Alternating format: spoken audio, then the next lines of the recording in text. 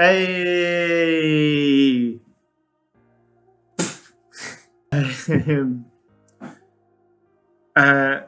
Okay. Have fun editing this, George. It's going to be rubbish. Right, what's new? The Pong update is coming out next week, which has taken ages. And I'll tell you why. It's because making a cross-platform leaderboard is something we haven't done at Purple Jam before. So there's been a lot of good learning going on. And now it means that in all of our games, or the vast majority of our projects that are game-like, that have some sort of score element, there can be leaderboards, and of course there can be community interaction, people sharing, say, their gardens in the upcoming Sounds of Eden, or sharing their race times in the upcoming race game we're working on. All of this stuff is now possible because of the couple of months it's taken to get this leaderboard going. But it's very exciting. Also, new addition to Pong is that we're having an endless mode as well as the tournament mode. And this is where the leaderboard comes into play.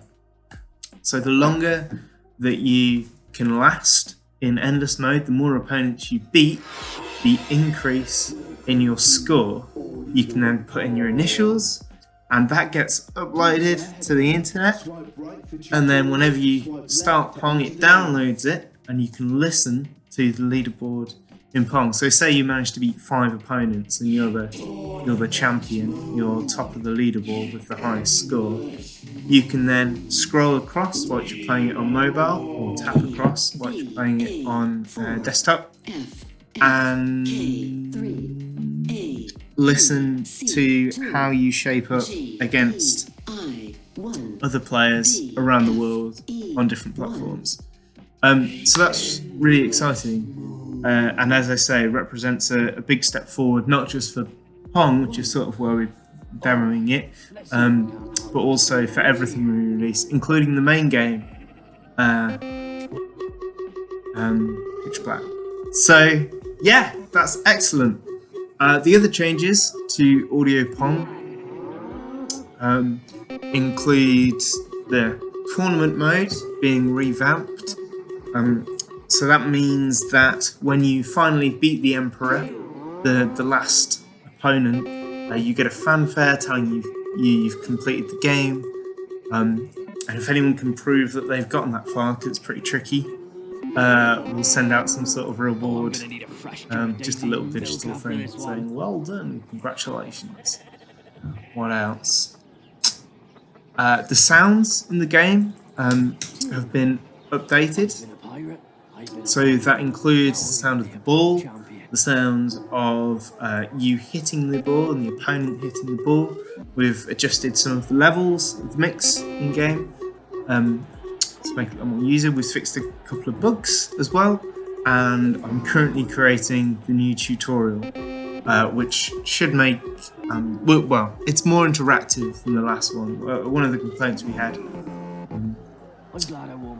about the previous version, the first version, was that the tutorial didn't let you play through the instructions. It just told you the instructions, which was purposeful because we wanted to get the game out there. We needed a quick solution to a tutorial, and we didn't want to not do any tutorial. Nevertheless, this one is much better, much more comprehensive.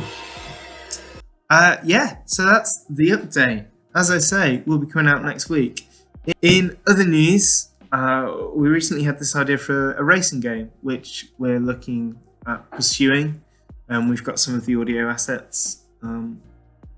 It's a little way down the way, but the idea is that it'd be a futuristic sounding binaural racing game in which you'd compete to get the fastest time across tracks, which actually work as individual beacons. The closer you get to the beacons, the more points you get, and so they're placed along a layout, and as you go through a beacon, the closer you are to the center of the beacon, the more points you'll get. Further away, the fewer points you get, and also the speed at which you hit all of the beacons in a level will increase your points as well. So it's a combination of accuracy and speed, and there'll be sort of multiple cool futuristic soundscapes and stuff.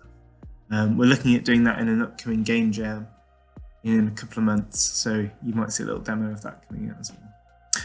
But yeah, hope you enjoy the new AudioPunk update. I'm sure you will. It's taken a long time to get this to where it is, but we want to be a company that continues to support games after release, not just leave them with whatever errors sort of in there. And so that's what we're doing.